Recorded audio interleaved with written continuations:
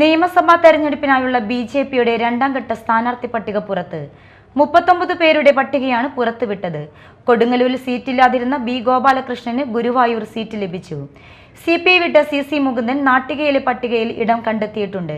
തർക്കങ്ങൾക്കൊടുവിൽ Puthukkad A. Nagesh മത്സരിക്കും.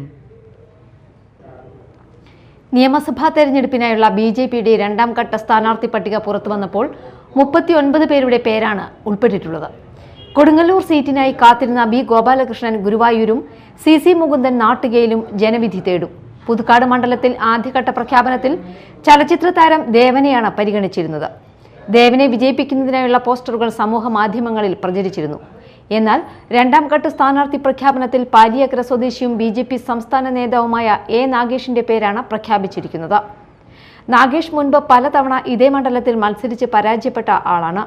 TS Ullas Babu Vadakkanchery, Bijoy Thomas Ollur, Vatsala Prasannakumar Paravur, PR Sivasankar Ernakulam തുടങ്ങിയവരാണ് മറ്റു പ്രധാന സ്ഥാനാർത്ഥികൾ. ആദ്യ പട്ടികയിൽ ഇല്ലാതിരുന്ന കുമ്മനം രാജശേഖരൻ ആറന്മുളയിൽ ഇടം പിടിച്ചിട്ടുണ്ട്. Media time Mala.